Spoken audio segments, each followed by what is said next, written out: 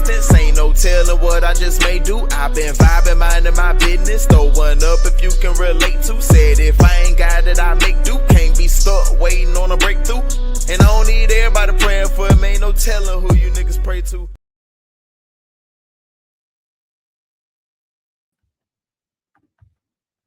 What's up, everybody? Welcome back to another episode of D's Corner. I'm your host, D. Today, we got a NFL mock draft. I'm going to do one round. I'm working on a bigger one. I think it's 3 rounds that I'm going, but I'm trying to work in some trades as well. So, but we're going to jump right into the video. Go ahead with the mock draft. I'm going to go no trades today, even though I just heard with some certain things pertaining to the Steelers and their situation. I could see, I'm not gonna say I could see, but could you see them making a big swing? I might do something with them and make a trade in one of these mock drafts I got coming up. But we're gonna go ahead. Tennessee Titans beefed up their offensive line through free agency. Haven't done a lot of defense, but you got to believe that they're going to go with a quarterback, which is why they're beefing up. They still need some skilled players around, but they're gonna go Cam Moore. The Cleveland Browns, I could see the Cleveland Browns taking Shedeur. I think he would be a good fit for them. I don't think that they have enough right now to protect him and to keep him, even though he's gotten beat up a lot. So I think I'm going to pair Abdul Carter with Myles Garrett. They just gave Myles Garrett a ton of money. So we're going to go ahead. We got to get after these quarterbacks, especially in the AFC in general. But in the AFC North, you got Lamar and Joe that you're going to have to go up against. So we're definitely going to have to go and disrupt the pass. The New York Giants, I'm going to have them take – I would go Shedeur here, but I don't think that – actually, I am going to go Shedeur here. I'm going to go Shedeur here, and the reason why is I think this is a situation in which the owner is going to step in. Get his quarterback of the future. You know, this technically your GM and your coach are on lame duck years. This could possibly be a potential Dion grab for next year. Already got his son in place. The New England Patriots, they're going to go Travis Hunter. I think is the best player in the draft, him and Abdul Carter. But I'm trying to be I'm trying to give more variety in my mock draft, but some picks just keep seeming to come to me, and this is one. If he's there, I believe that Mike Vrabel would love to have Travis and what he brings as far as just his love for the game, how he works, and the mentality that he's going to help bring and establish in the culture for this New England team. Here we have the Jacksonville Jaguars. I'm going to have Jacksonville go Tyler Warren. They did release Evan Ingram. They've already attempted to beef up, so to speak, their offensive line, getting Trevor Lawrence as many weapons as possible in a freak of nature like Tyler Warren, I think would be a good pickup for your quarterback. He needs a security blanket, and Tyler Warren can do damn near anything on a football field. The Las Vegas Raiders here, even though they did just go with Geno, I could see a situation in which they would take a quarterback if one was here. I do like Ashton Genty here as well, but I am going to go Will Johnson, the corner out of Michigan. They're going to have to get after Patrick Mahomes, and they're going to have to stop Patrick Mahomes. They beefed up their defensive front. They're in need of some secondary help, and Will Johnson is probably one of the best man coverage corner, can do it all, and should be extremely explosive. He is coming off an injury, but I think he'll be all right. Here I have the New York Jets at pick 7. I think I'm going to go Will Campbell. I'm going to continue to beef up our offensive line. This is Aaron Glenn's coming from Detroit. You know what he likes. You know what he's witnessed. Strong offensive line, strong defensive line, and then everything else is going to play from there. You picked up Justin Fields as your quarterback. You already have a nice solid rushing attack. You should be able to pick up a tight end throughout this draft. getting more playmakers around Justin Field, making him feel comfortable. But the easiest way to do that is to ensure that he's protected up front. The Carolina Panthers, they already beefed up their defensive line. I mean, their defensive front. They could still go edge, and I'm going to go Shamar Stewart. This is a player where his production doesn't match his or his stats, and the production doesn't match. You don't see a lot of production, but you see a lot of disruption on film. He does not have a lot of plays, but then there are times where he can just vanish as well too. I believe he'll be a better pro than he was a college student or a college athlete, but I think the Panthers, their defense is going to be able to get something out of him as long as he steps. So he is a high risk, high reward player, in my opinion. The New Orleans Saints are going to have to go offensive line, but when you look at this team is an older team. They did pick up Justin Reed in free agency, but they brought back Cam. Cam Jordan's coming back. Demario Davis is coming back. They re-up Tyrann Mathieu. Derek Carr right now is your quarterback. There's no quarterback here. I think you're going to have to try to beef up your offensive line to the best of your ability, but you got to think. Kellen Moore's coming from Philly. Again, he witnessed a strong offensive line, a strong defensive line. Most teams are having a veteran-led offense with a youthful defense. You're looking at the Kansas City Chiefs and those same Philadelphia Eagles. I'm going to take Armand Memba out of Missouri. He can play tackle or he can play guard. This would be a good pickup for him. Kellen Moore, I wonder how long his leash is, honestly. The Chicago Bears are at pick 10. Mason Graham is still on the board, but I think this is going to be Ashton Jeanty. If he's on the board with everything that they've done in free agency, beefing up their offensive line, they can still go offensive tackle here, but I think that Ashton Jeanty, for some reason, I have a feeling that DeAndre Swift will not be on this football team next year. Now we got San Francisco 49ers at 11. Mason Graham is right there. I'm going to say that's what they should do, but they lost their entire offensive line. This team is right now losing the offseason, so they're going to have to hit on the draft with every pick. I could see a potential trade down if everything fell this way. But I'm going to give them Mikael Williams, the edge out of Georgia, pair him up with Bosa, but they are going to have to hit on every pick, especially on that offensive front and those skill positions. After trading away Debo, lost can't remember the running back traded a running back to San Francisco. Like I said, I think the only offensive lineman they have coming back is Trent Williams, and he's 37, 38. The Dallas Cowboys at pick 12. They actually went out and attempted to get running backs. They still need offensive line. They did lose DeMarcus Lawrence in free agency. We're going to go. I'm going to give them Tyler Booker, guard out of Alabama. Zach Martin retired. You're losing a lot of veteran leadership on that offensive front. You're losing a lot of production on that offensive front. The only way that you're going to get Dak going and to get your running game going with Javonte Williams is having an offensive line. Tyler Booker should help road grade some front up there. Miami Dolphins, I think here you would want to go offensive line. Kelvin Banks could be a good player for him. But they lost Javon Holland. They lost a lot in their secondary.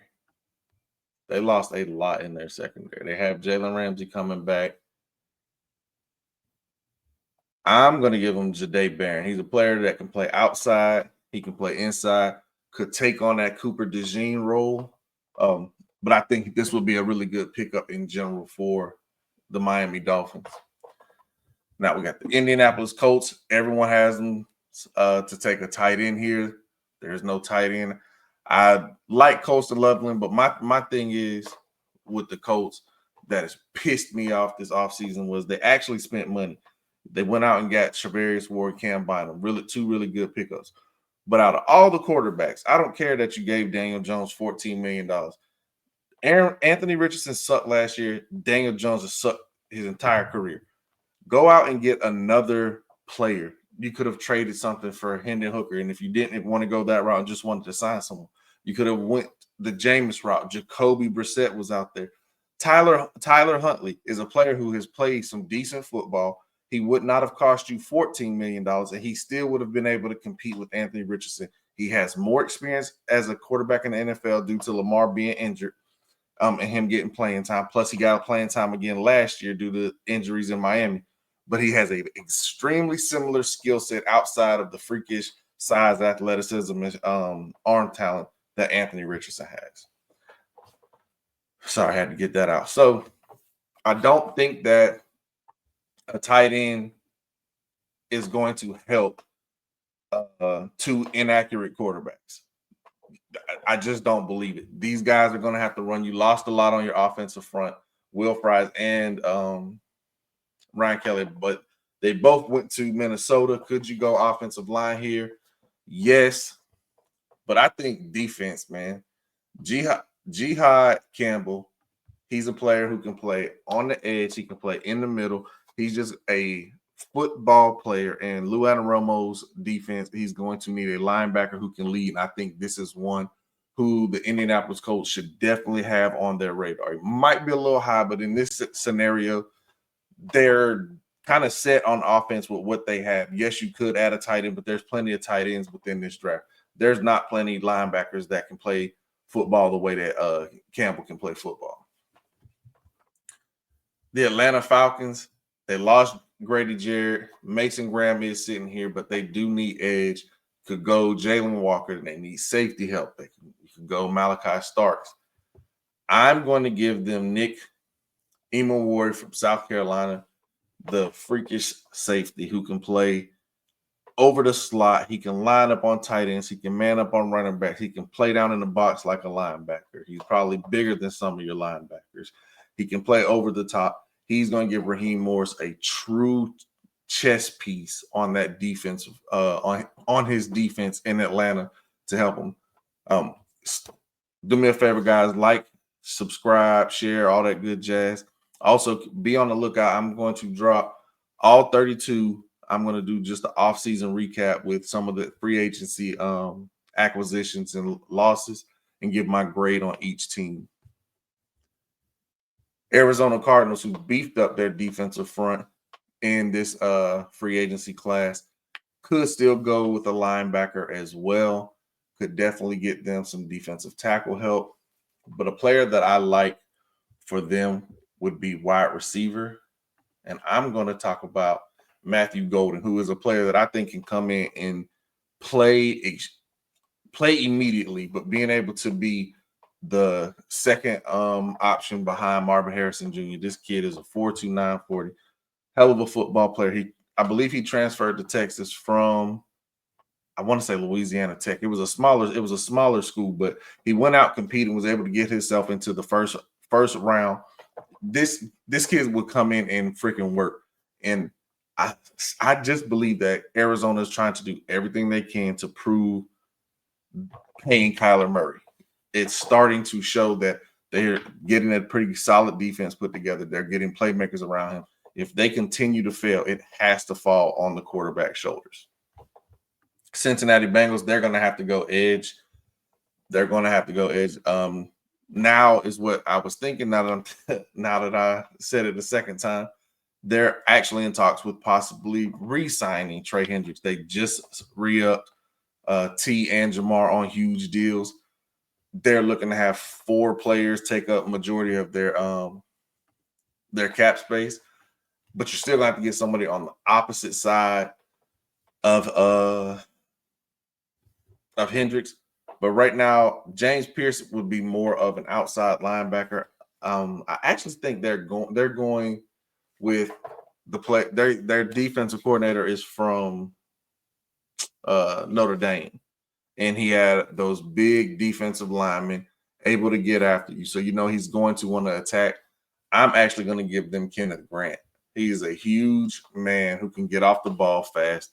You're already going to show a lot of attention to Hendricks. Now you have something coming up the middle. This is not an extremely deep edge class, but I believe you can find a nice edge, complementary edge player for Hendricks in the second or third round.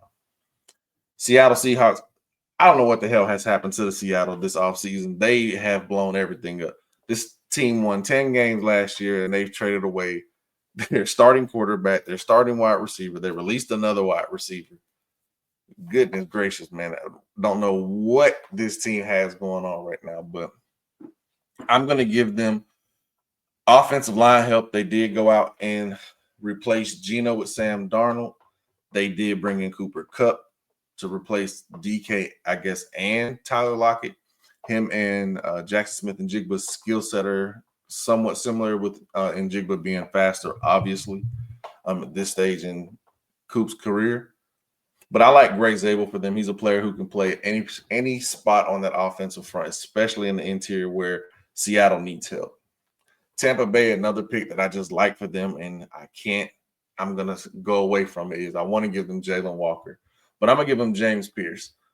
They've lost some edge. You know, Todd Bowles loves to get after the quarterback, and James Pierce is a fluid athlete, 4.47 speed. He was the fastest edge at the combine, but he is high production from the SEC as well. I think he fits nicely in Todd Bowles' 3-4 scheme.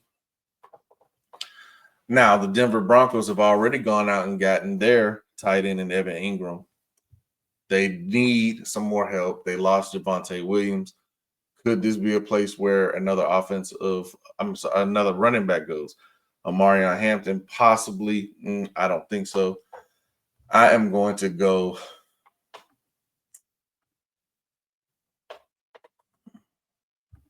I'm going to give them another corner. I'm going to give them Maxwell Harrison. Let's see here.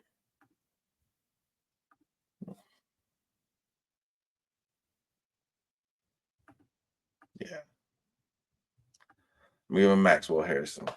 Another corner to play opposite of Patrick Surtain.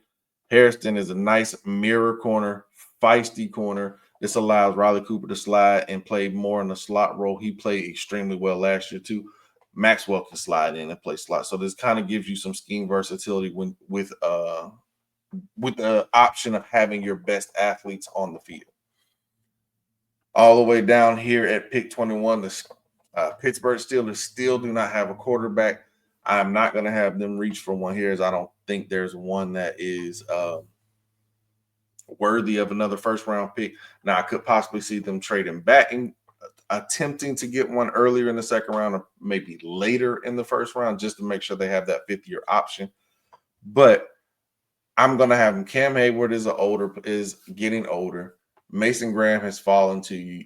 You're going to take Mason Graham, the best player on the board, continue to beef up your defense. You know you have had injuries on your defense, especially late in the season.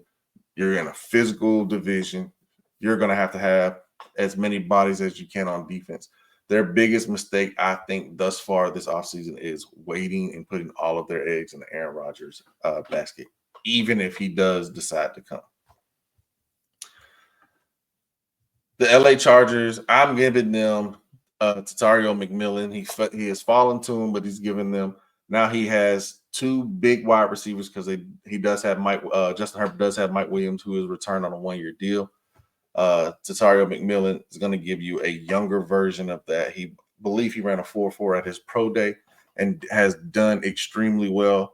I think with the right quarterback, I think this kid is going to be able to do something out there. Now, you know they're going to want to run the ball. They missed out on getting DK. They wanted to get some wide receivers, and they have missed out. So they're going to have to target wide receiver in this draft. Next up, we got the Green Bay Packers at pick 23. We are giving Green Bay, they're going to go Jalen Walker. He's a player they're going to possibly trade or release Quay Walker. Maybe they'll keep him. But Jalen Walker gives you a player who can come and play in the middle, or he can play on the edge. Gives you another nice chess piece to give you more options to getting after the quarterback. And this is going to be an extremely tough conference in the NFL this coming up into the next season. Minnesota Vikings, wondering who we're going to go with at quarterback. Are they going to get Aaron Rodgers? It's rumored that this is where Aaron Rodgers would like to go. I don't think so. I'm going to go safety, Malachi Starks. They do have Harrison Smith. They lost Cam Bynum. They did re-up with Byron Murphy. But Harrison Smith is 36. You're going to have to get younger in that position. Malachi Starks is a player I think will fit perfectly in Brian Flores defense. Now we got the Houston Texans. They're going to go Josh Simmons, the offensive tackle out of Ohio State. They've already traded away Laremy Tunsil to the Commanders. They're going to have to replace on that defense. They just gave Derek Stingley in a huge deal. I think he's getting $30 a year. The highest paid corner right now. Sauce is still up, so we'll see how that goes as well. The LA Rams, they already re-upped their offensive tackle. They've already re-upped Matthew Stafford. They brought in Devontae Adams. They did release Cooper Kupp. They re-upped Tutu Atwell. I think this would be defense, honestly. And a player that I like for them is actually Jalen Walker. But with him being off the board, I think they will probably go corner here.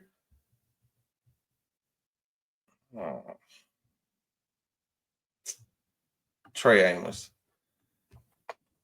played well in the SEC. I can see him as a late first, early second round pick. They released LaDainian Tomlinson's nephew. Just going to need somebody else, and he's a bigger body. His speed was a question, but he ran a 4.4 at the combine, so I think he'll be okay.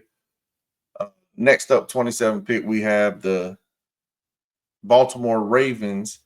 They are going to go Donovan Ezeraku, the edge from Boston College. It seems like the Ravens always get some edge players. I'm just going to keep the trend going. The Detroit Lions are up on the clock. They could definitely use edge defenders. A player that I actually like is Nick Skeleton out of Texas A&M. He's not as talked about as Shamar Stewart, but if you look even back when he was at Purdue, he's a very, very, very productive edge rush. Playing opposite of Aiden Hutchinson, Nick Skeleton is going to be able to have a damn good career. Here we have the Washington Commanders. They could go edge. I could see Washington, with everything that they've done, I could see Washington trying to trade up and get them their Micah Parsons.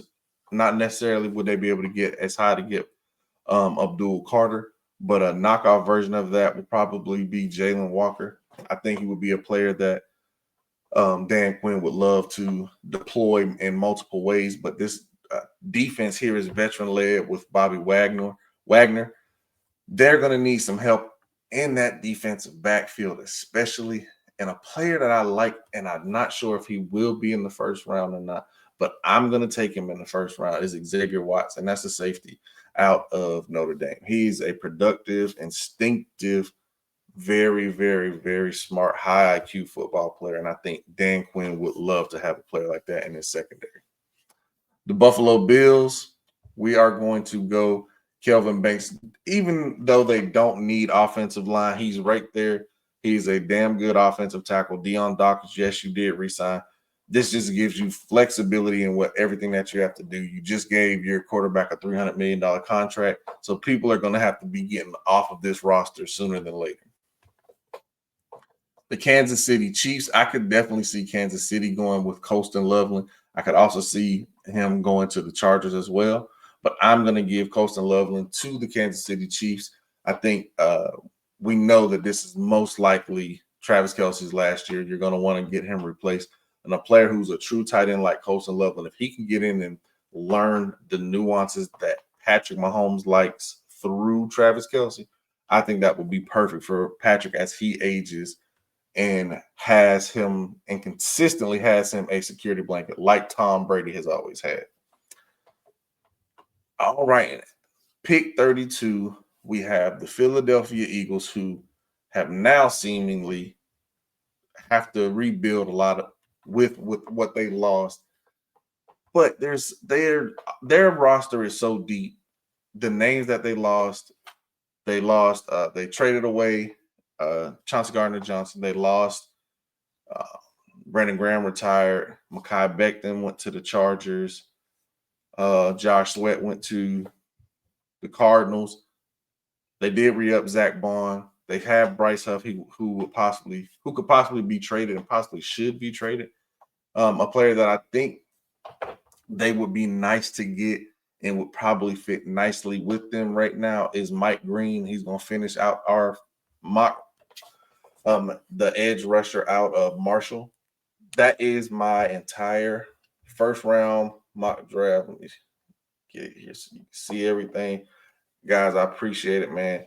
Do me a favor again, like I said, like the video, share the video, subscribe to the channel. I really, really appreciate it. Be on the lookout for my other mock drafts. Be on the lookout for my off-season grades as well. At least thus far, the free agency grades. Free agency has been crazy this year, with it not being that big a free agency class or that stronger class or that strong a draft class with certain positions either. But guys, I appreciate everything. Y'all have a good one. Spazzing on the beat, they think I'm crazy. Got it under control, babe. You don't want smoke, all you see is the same. LB tapping, keys in making waves. Ay. Step back, keep your distance. Ain't no telling what I just may do. I've been vibing, minding my business. Throw one up if you can relate to. Said if I ain't got it, I make do. Can't be stuck waiting on a breakthrough. And I don't need everybody praying for me. Ain't no telling who you niggas pray to.